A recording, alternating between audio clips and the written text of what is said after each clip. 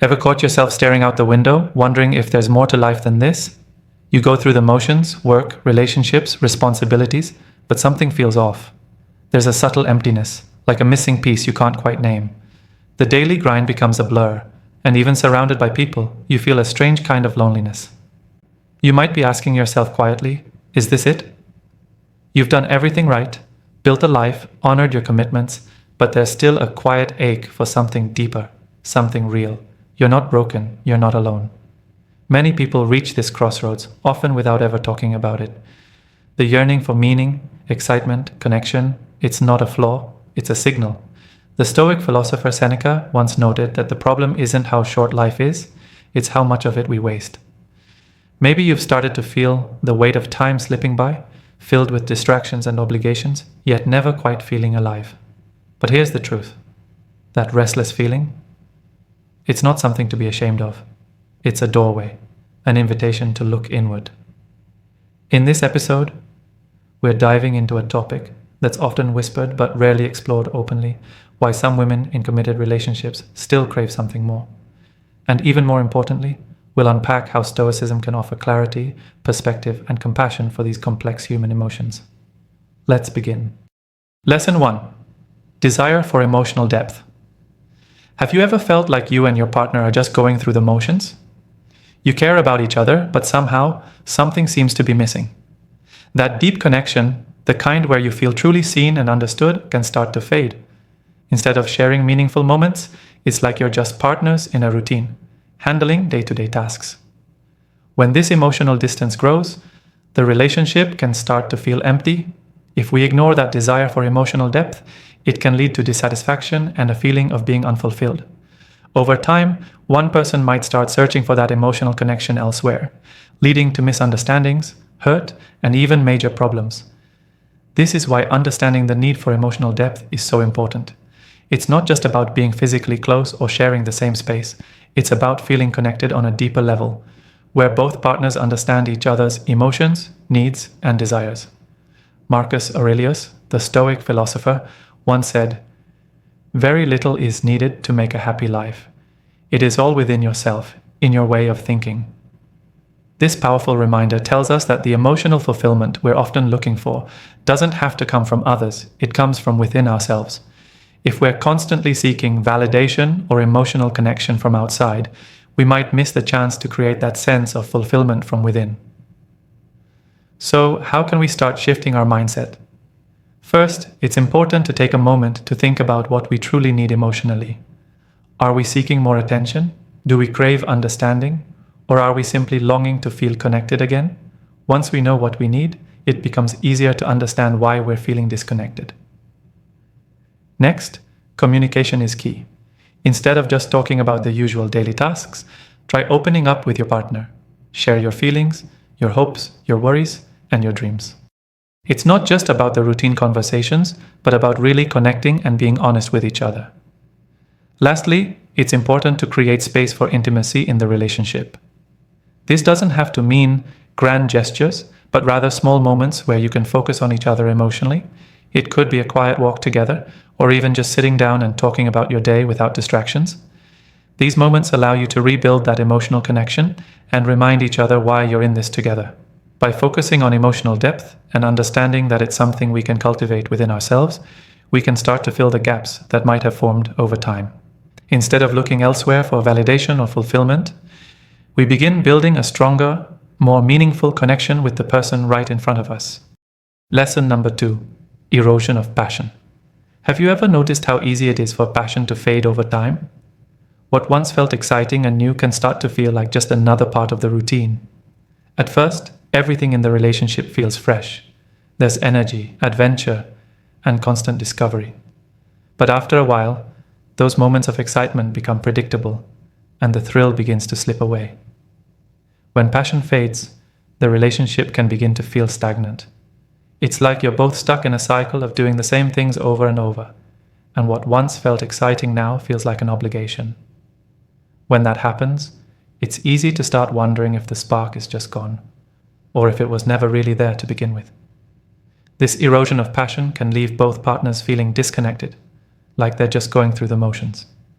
When passion becomes routine, we might find ourselves searching for something to reignite the excitement, sometimes outside of the relationship. And this is where trouble can begin. As the philosopher Heraclitus once said, change is the only constant in life. Passion, like everything else, isn't meant to stay the same forever. It grows, it fades, and it changes. What we need to remember is that passion isn't a constant. It's something we must nurture and refresh to keep it alive.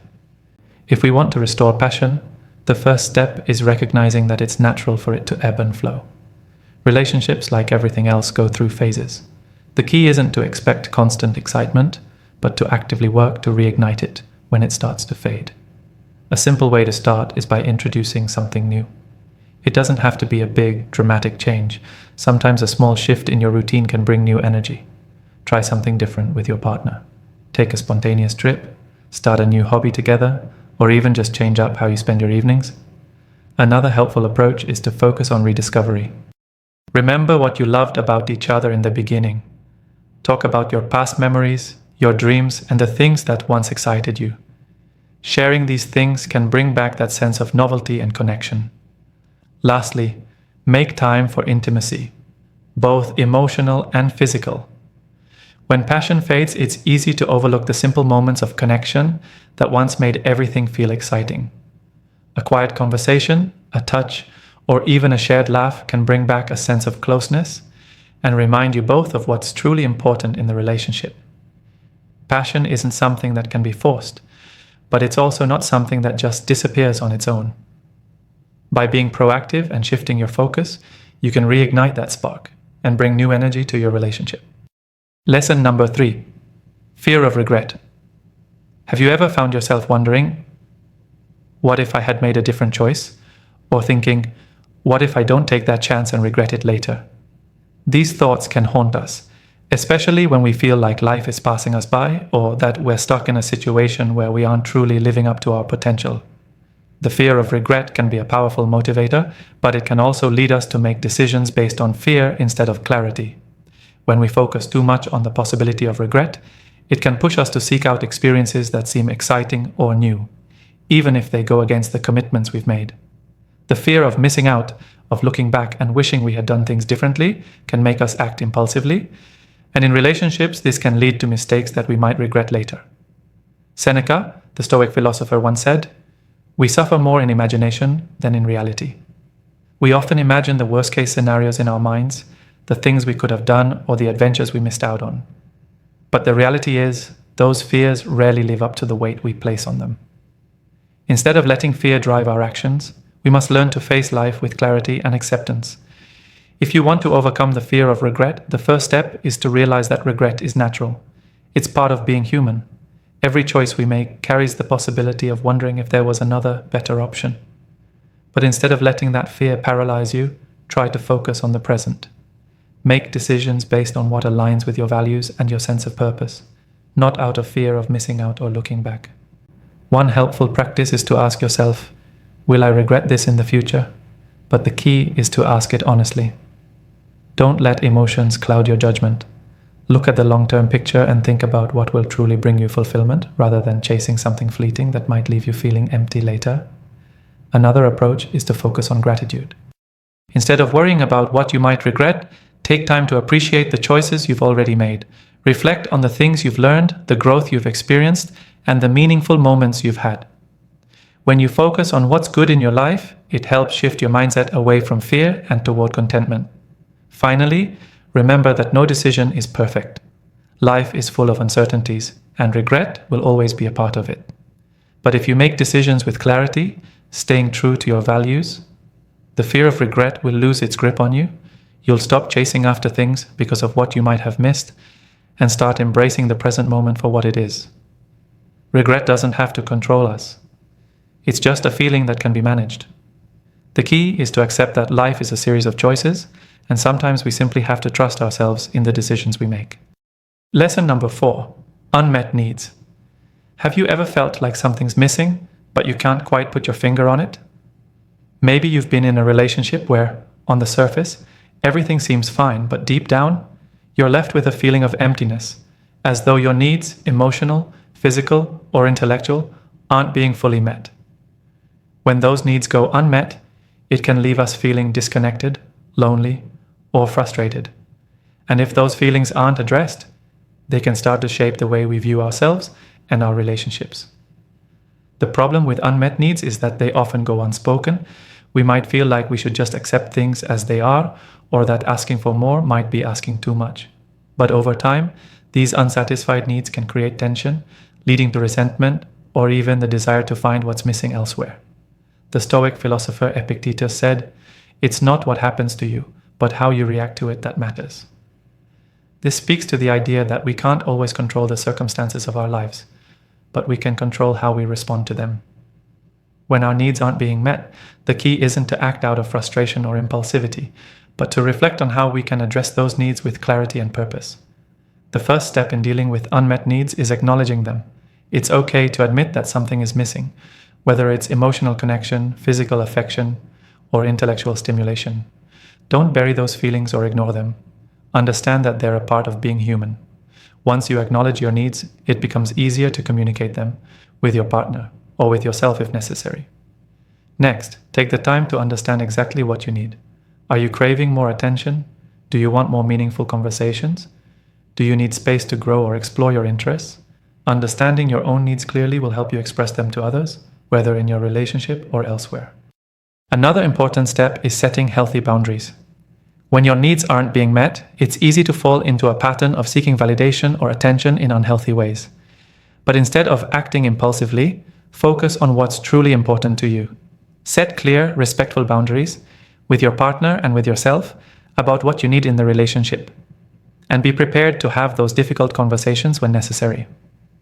Finally, remember that loyalty is a choice. The Stoic view teaches us that loyalty isn't something that can be demanded, it's something that's freely given. When needs are left unmet, it doesn't mean the relationship is doomed, but it does mean that both partners need to be open to growth, communication, and understanding. Loyalty isn't about staying in a relationship out of obligation, but about making the decision to nurture it and meet each other's needs. Unmet needs don't have to tear relationships apart. By acknowledging what's missing, communicating openly, and setting healthy boundaries, you can build a deeper connection and strengthen the foundation of your relationship. It's about finding balance and creating space for both partners to thrive emotionally and otherwise. Lesson number 5, magnetic pull of strength and presence. Have you ever been drawn to someone? Not because of their looks or charm, but because of their energy? There's something magnetic about a person who is fully present in the moment, someone who exudes strength and confidence without needing to prove it. It's not about the flashy gestures or attention-grabbing acts. It's about the quiet power that comes from being at peace with oneself. In relationships, we are often drawn to those who seem to have a sense of self-mastery, who know who they are and what they want. This magnetic pull is not about superficial attraction. It's about the strength that comes from within, a person who is comfortable in their own skin, who can handle their emotions, and thoughts with clarity often become someone others want to be around. Seneca once wrote, "Most powerful is he who has himself in his own power." This quote speaks to the idea that true strength isn't about control over others, it's about control over oneself. When we learn to master our own emotions, our thoughts, and our actions, we become more attractive to others, not because we seek attention, but because we radiate a sense of calm confidence. The first step in cultivating this magnetic presence is to work on your own self-mastery. Start by becoming more aware of your emotions and reactions. Instead of letting your feelings control you, take a step back and choose how you want to respond. This doesn't mean suppressing your emotions, but rather learning how to handle them with grace and clarity. Next, focus on building your confidence, not in an arrogant way, but in a way that comes from within. Confidence is rooted in knowing your worth, accepting your flaws, and embracing your strengths. When you're at peace with who you are, others will naturally be drawn to that energy. Another important aspect of this magnetic pull is being present. In a world full of distractions, being fully engaged with the people around you is a rare and powerful trait. When you are truly present, listening without distractions, and responding thoughtfully, you create a deeper connection with others. This presence doesn't come from trying to impress or be perfect. It comes from simply being who you are in that moment. Finally, remember that strength isn't about being invulnerable or perfect. True strength comes from vulnerability, the willingness to be yourself without fear of judgment. When you embrace who you are, including your weaknesses, you become even stronger. Cultivating inner strength and presence doesn't just make you more attractive to others, it helps you feel more grounded, more confident, and more at peace with yourself. And that in turn draws people in, not because you're trying to, but because your energy speaks for itself. Lesson number 6. Rebellion against lost identity. Have you ever felt like you've lost a part of yourself in your relationship or in the demands of life? Maybe you've given so much of your time and energy to others that you've forgotten what it means to truly be you. Over time, we can lose our sense of self, our passions, our interests, and the things that once made us unique. When that happens, we may feel like we're stuck, as if we've been living for everyone else but not for ourselves. This is when the desire for change or even rebellion starts to take root. The problem with losing our identity is that it can make us feel trapped, disconnected, and unsure of who we are. We might start searching for something outside of ourselves to fill that void, a new experience, a new person, or a new path. But in doing so, we may end up trying to reclaim a sense of freedom in unhealthy or impulsive ways. As the Stoic philosopher Epictetus wisely said, "Freedom is the only worthy goal in life. It is won by disregarding things that lie beyond our control." This quote reminds us that true freedom isn't about running away or escaping from our responsibilities, but about taking control of our inner world. Freedom comes from knowing who we are, what we want, and what we're willing to stand for, despite the pressures or expectations around us. If you feel like you've lost your identity, the first step is to take time to reconnect with yourself. This means stepping away from the chaos and pressures of everyday life and asking yourself some important questions. What makes me happy? What are my passions? What do I need to feel fulfilled? You might not have all the answers immediately, but even asking these questions is a powerful way to start reclaiming your sense of self. Next, give yourself permission to explore. It's easy to get stuck in the roles we play, whether as a partner, a parent, a professional, or a friend. But you are more than these roles. Start doing things that remind you of who you were before the responsibilities took over. Rediscover your hobbies, explore new interests, or spend time alone to reflect on your goals and desires. Another important step is to set boundaries that protect your individuality. When you start to lose yourself, it can feel like you're always giving in to others, always saying yes when you really need to say no. Setting healthy boundaries is a form of self-respect. It's not about being selfish. It's about taking care of yourself so that you can show up fully for the people who matter most. Finally, remember that reclaiming your identity doesn't mean rejecting the people around you. It means embracing your own sense of freedom within the context of your relationships. When you know who you are, you can show up as a more whole, authentic version of yourself, which ultimately strengthens your connections with others. The journey to reclaiming your identity may not always be easy, but it's a necessary one. By reconnecting with yourself, setting boundaries, and embracing your personal growth, you can find the freedom and fulfillment you've been seeking, not by running away from life, but by embracing it on your own terms. Lesson number 7. Inevitability of change. Have you ever noticed how, no matter how hard you try, things always seem to change? Whether it's the people around you, the way you feel, or the dynamics of your relationships, change is constant.